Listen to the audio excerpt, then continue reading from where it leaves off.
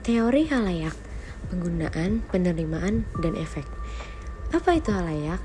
Halayak seperti yang kita tahu adalah pihak yang menjadi sasaran pesan yang dikirim oleh komunikator, atau halayak memiliki latar belakang yang berbeda-beda, sehingga perlu dilakukan strategi dalam penyampaian pesan agar pesan dapat diterima oleh semua orang.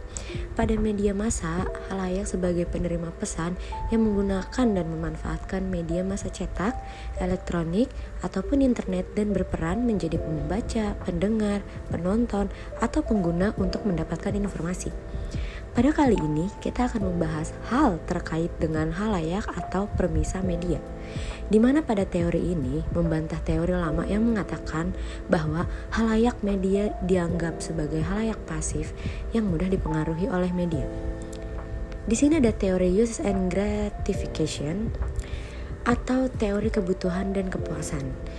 Pada awalnya muncul karena adanya kritikan terhadap teori Bullet yang dikembangkan oleh Wilbur Schramm pada tahun 1930-an. Sebelumnya, teori Bullet ini menyatakan bahwa halayak media dianggap sebagai media halayak pasif yang mudah dipengaruhi oleh media. Di dalam teori use and gratification, halayak dilihat sebagai individu aktif dan memiliki tujuan. Mereka bertanggung jawab dalam pemilihan media yang akan mereka gunakan untuk memenuhi kebutuhan mereka. Menurut teori ini, individu sadar akan kebutuhan mereka dan bagaimana untuk memenuhi kebutuhan tersebut.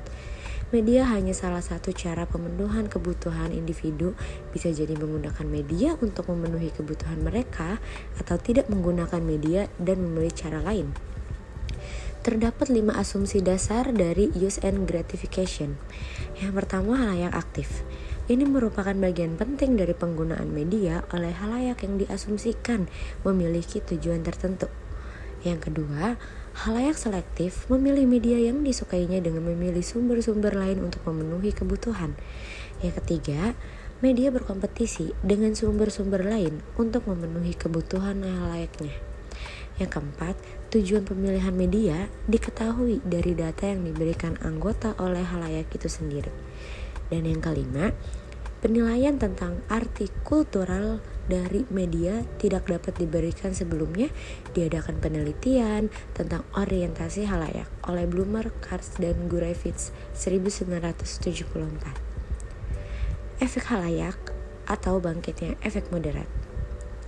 Efek ini menyatakan bahwa halayak bersifat aktif.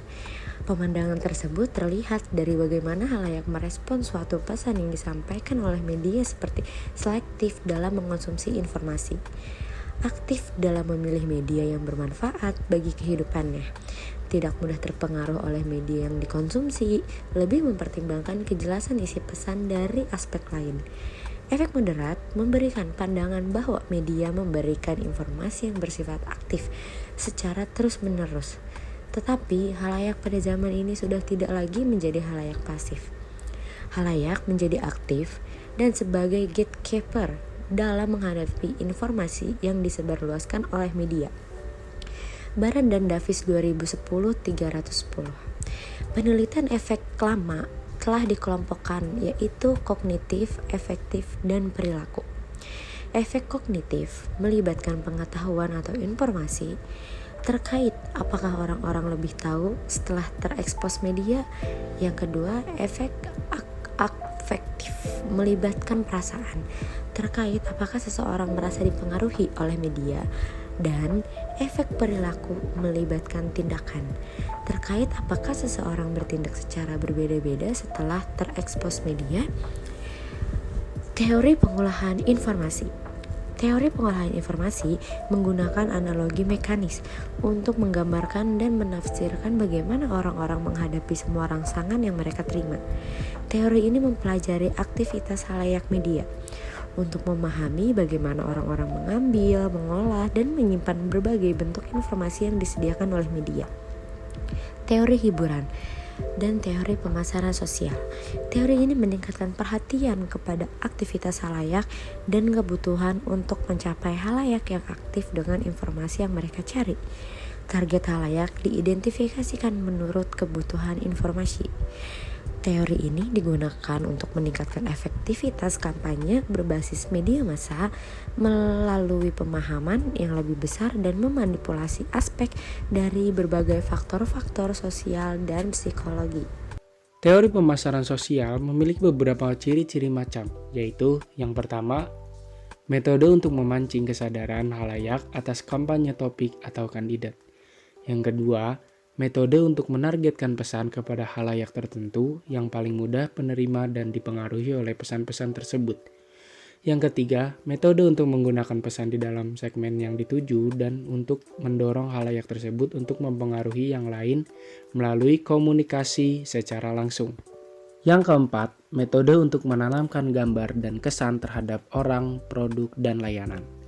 Yang terakhir, metode untuk merangsang minat dan memancing pencarian informasi oleh anggota halayak. Jadi dapat disimpulkan bahwa komunikasi massa bisa difokuskan pada halayak dalam proses komunikasi yang dimana saat ini halayak sudah mulai terlibat aktif dalam suatu informasi yang datang. Sehingga proses komunikasi yang disampaikan melalui media massa dapat tergantung pada masing-masing individu. Halayak juga dapat memilih media sendiri berdasarkan motivasi berdasarkan pengalaman terhadap media itu sendiri. Sehingga efek yang diberikan dapat membuat pandangan tersebut terlihat seperti bagaimana halayak merespon suatu pesan yang disampaikan oleh media. Sekian presentasi video dari kelompok kami, kurang lebihnya mohon maaf. Assalamualaikum warahmatullahi wabarakatuh.